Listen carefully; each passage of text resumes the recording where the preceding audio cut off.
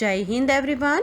ओम सर्वे भवन्तु सुखिनः, सर्वे सन्तु निरामया, सर्वे भद्राणि पश्यन्तु, मा कश्चित् दुःखभाग् भवेत्।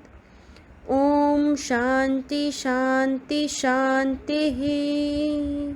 इस श्लोक का अर्थ है सभी सुखी होवे, सभी रोग मुक्त रहे, सभी मंगलमय घटनाओं के साक्षी बने और किसी को भी दुख का भागी ना बनना पड़े। Hello students, in a chapter 10 history 18th century political formation. Now in this chapter, see here is a one map and here is a second map. In both map some changes so we learn. If you look at a map 1 and 2 closely, you will see something significant happening in the subcontinent during the first half of the 18th century. अगर हम 18th century आते आते देखें तो यहाँ पे बहुत सारे चेंजेस, जैसे जो हमारे सब कॉन्टिनेंट थे, हमारे सब कॉन्टिनेंट कौन कौन से थे बचपन में बीए करके जो हमने याद रखे हैं हमारे सब कॉन्टिनेंट। बचपन में बी Bangladesh, China, Pakistan, Myanmar, Bhutan and Afghanistan. These are our subcontinent. Notice how two boundaries of the Mughal Empire were reshaped by the emergence of a number of the independent. See here is a now जब मुगल का जब ये time हुआ करता था तो जो ये बाउंड्री है यहाँ से लेके अगर हम देखें तो ये जो सारी बाउंड्री दिखाई दे रही है तो ये सारा उनका एरिया जो था वो वहाँ तक फैला हुआ था। Now in a 1765, notice how another power, the British, had successfully grabbed मतलब कि वहाँ पे जो पार्ट कर दिए गए थे, successfully grabbed major chunks of a territory in eastern India. What these maps tell us is that political condition in 18th century India changed quite dramatically and within a relatively short span of a time. तो अगर हम 1765 तक की अगर हम बात करें तो बहुत सारे जैसे चेंजेस आने लगे थे। जो ये वाला पार्ट है और ये वाला पार्ट है, यहाँ से देखो इन लोगों को जो ये ब्रिटिश लोग लाए उन लोगों का कब्जा होना स्टार्ट हो गया था। In this chapter we will read about the emergence of a new political group in the subcontinent during the first half of the 18th century, roughly from 1707 when Aurangzeb died till the third battle of the Panipat in the 1761। Third battle जो हुई थी मराठा लोगों की। तो अगर हम यहाँ पे देखें कि यहाँ पे हम लोग क्या देखने वाले हैं कि जैसे कि जो ये नया जो इमर्ज हुआ था, नया पॉलिटिकल ग्रुप सब कॉन्टिनेंट में जो आने लगे थे, ब्रिटिश लोग था अपने जो कब्जा जमाने लगे थे। Now the crisis of the empire and later Mughals. Crisis it means कि जो ये उन लोगों के ऊपर एक बहुत ही ज़्यादा प्रेशर आने लगा था। एम्पायर उनका जो साम्राज्य था, उनका मुगल लोगों का साम्राज्य था, वो बचाने के लिए तो बहुत ही ज़्यादा उन लोगों को जब ये प्रॉब्लम स्टार्ट हो गई थी। इन द चैप्टर 4 जब हमने आगे देख लिया है, Mughal empire reached the height of the success and start facing a variety of a crisis towards the closing years of the 17th century.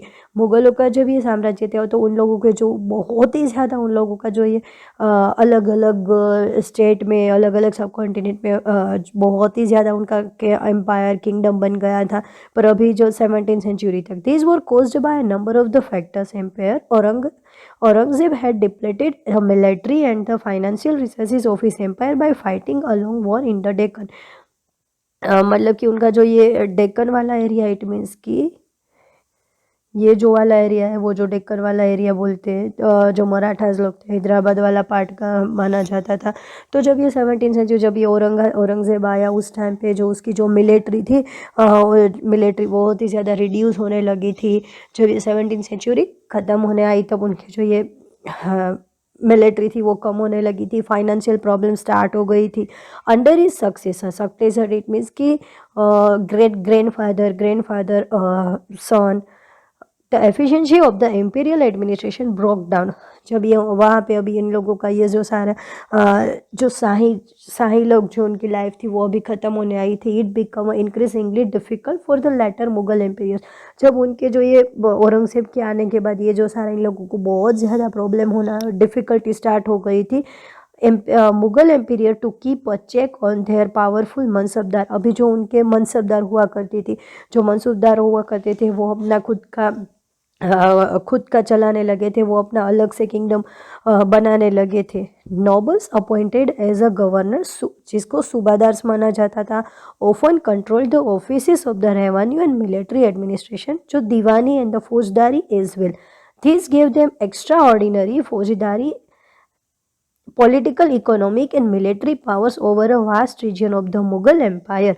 जब इन लोगों के हाथ में अब पावर आने लगी थी, जो किंग थे, किंग लोगों को वो लोग अभी कोई इन्फॉर्मेशन वहाँ तक वो लोग नहीं देते थे, अपने हिसाब से टैक्स कलेक्ट करने लगे थे। As the governors consolidated their control over the provinces, the periodic remission of a revenue to the capital declined।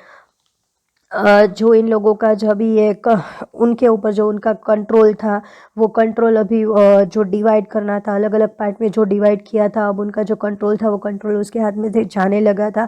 जब ये रेवेन्यू कलेक्ट करते थे तो अभी रेवेन्यू कलेक्ट करके जो वो लोग जितना टैक्स मिलना चाहे तो वो अपना टैक्स किंग के पास नहीं पहुंचाते थे। Peasants in zamindari rebellions in many parts of the northern and western India added to this problems. Peasant मतलब कि जो किसान लोग हुआ करते थे, जमींदार, उन लोगों के बीच में बहुत ही ज़्यादा रिबेलियस, इट मीन्स कि विद्रोह होना स्टार्ट हो गया था। This revolts way sometimes caused by the pressure of a mounting taxes. कभी कभी ये टैक्सेस के लिए बहुत ज़्यादा जो लेना चाहे उनसे ज़्यादा टैक्स लेने से भी इन लोगों के बीच में बहुत ज़्यादा प्रॉब्लम स्टार्ट हो गई थी। At other times they were attempts by powerful chieftains to consolidate their own position. Mughal authority had been challenged by a rebellious group in the past as well, but these groups were now able to seize the economic resources of the region to consolidate their position. The Mughal Empire after Aurangzeb were unable to arrest the gradual shifting of political and economic authority into the hands of provincial governors, local chieftains and other group। जो यहाँ पे क्या था कि जो उनकी जो सारी चीज़ें, जैसे कि उनकी जो लैंड होती थी वो सेज मतलब कि जब्त कर लेना, उनके हाथ में अपनी पावर खुद किंग को ना बताते हुए ज़्यादा टैक्स कलेक्ट कर लेना, उन लोगों के साथ जो क्राफ्ट पर्सन होते थे उनके पास में फ्री में काम करवाना। तो अभी इन लोगों के पास क्या होने लगा था, इन लोगों के ऊपर बहुत ही ज़्यादा प्रेशर आने लगा था कि ये जो ऑर्डिनरी पीपल होते थे उनकी लाइफ बहुत ही ज़्यादा ख़राब होने लगी थी, और ये जो किंग के हाथ में से सारी पावर जाने लगी थी। अलग अलग ग्रुप में सब लोग डिवाइड होने लगे थे, उनके नीचे जो काम करने वाले लोग थे उसके हाथ में उसकी पावर आ गई थी। Rich harvest and empty coffers. तो यहाँ पे ये है कि जो following is contemporary writers account of the financial bankruptcy of the empire. The great lords are helpless and impoverished. Their peasants raise 2 crops a year, but their lords see nothing of either, and their agents on the spot are virtual prisoners in the peasant's hands, like a peasant kept in his creditor's house until he can pay his debt। अभी देखो क्या होता था कि वो लोग जहाँ इतना ग्रो होता था उसके ऊपर जो टैक्स देना होता था, तो वो लोग जो टैक्स देते थे उतना टैक्स वो किंग के पास में पहुँचता ही नहीं था। चाहे वो जितना भी वहाँ पे ग्रो हो जाए, राजा को तो कुछ पता ही नहीं चलता था।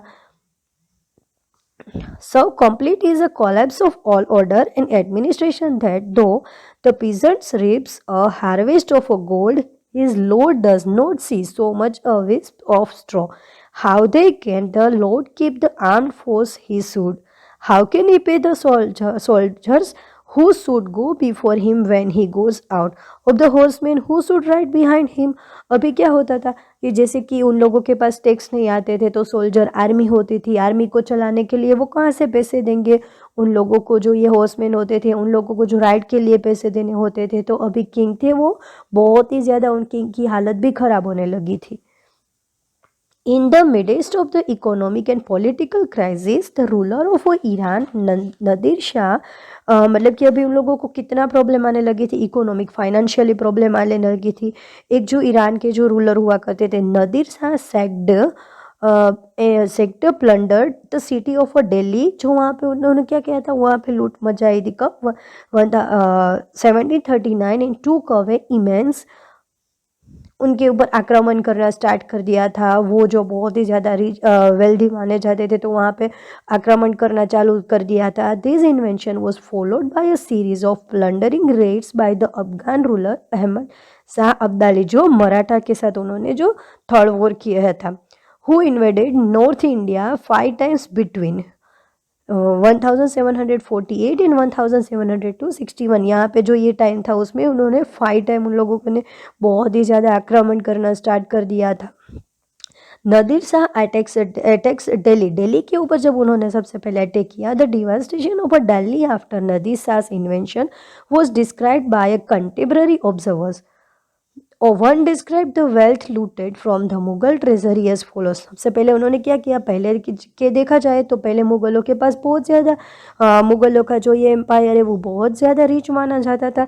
तो सबसे पहले उन्होंने उनके ट्रेजरी, इट मीन्स कि उनके जो पैसे होते हैं उनके ऊपर अटैक किया। 60 lakhs of the rupees and some 1000 gold coin. 60 lakhs rupees और जो गोल्ड कोइन हुआ, 1000 गोल्ड कोइन हुआ करते थे। Nearly 1 crore worth of the gold ware, nearly 50 crores worth of the jewels, most of them unrevealed in the wall, and the above included the peacock throne। उन्होंने क्या किया, ये जो सारी चीज़ें थी उनके ऊपर सबसे पहले अटैक करना स्टार्ट कर दिया। वो सारी चीज़ें थी वो उन लोगों ने उसके पास में प्लंडर्ड, उनके पास में रख ली। Who had been master were now in dire straits, and those who had been revered could not even get water to quench their thirst। वो लोग क्या करने लगे, बहुत ही ज़्यादा उन लोगों के ऊपर अत्याचार करने लगे, उनके पैसे ले लेने लगे। उनके जो किंगडम थे उसमें रहने वाले लोगों के ऊपर बहुत ही ज़्यादा प्रेशर देने लगे। Already under the severe pressure from all sides, the empire was further weakened by a competition amongst different group of the nobles. They were divided into the two major group of the function। वह क्या हुआ था, दो group में वो लोग already divide हो ही चुके थे, Iranians and Turanians, nobles of Turkish descent. For a long time, अगर हम बहुत टाइम की बात करें, the later Mughal empire were puppets in the hands of either one और the other of this two more powerful groups. अभी देखो सबसे पहले क्या था, जो ये मुगलों का एम्पायर था उनको सब कॉन्टिनेंट के ऊपर भी उनका जो राइट, उनका हक जमा रहता था। उनके जो यहाँ के जो स्टेट थे उनके ऊपर भी उन लोगों का हक जमा रहता था। पर उसके बाद में ये जो दो ग्रुप हो गए थे, ईरानियंस एंड तुरानियंस, उसके बाद में उन लोगों के हाथ में उनका पावर रहता था। वो लोग जो बोले वो मुगल लोगों को करना पड़ता था। The worst possible humiliations came when humiliations मतलब कि उनका अपमान होने लगा था टू मुगल एम्पायर। कौन था वो, जो जिसका बहुत ही ज़्यादा उन लोगों ने जो अपमान किया था, एक था फारूक सैयर एंड दूसरा था आलमगीर टू। वेर एसेसिनेटेड का मतलब होता है कि जो उनकी जो बहुत ही उनके जो मोस्ट इम्पोर्टेंट पर्सन माने जाते हैं, उनकी जो यहाँ पे हत्या कर देना। And two others, Ahmad Shah and the Shah Alam two were blinded by their nobles. तो उनके ऊपर बहुत ही ज़्यादा देखो वो लोग परेशान करने लगे थे। Emergency of the new states, अभी क्या हो गया कि नया स्टेट्स बनाने का उन लोगों को इमरजेंसी में जो डिसीजन लिया। When the decline in the authority of the Mughal empires, the governors of the large provinces, subahdars and the great zamindar consolidated their authority in different parts of the subcontinent।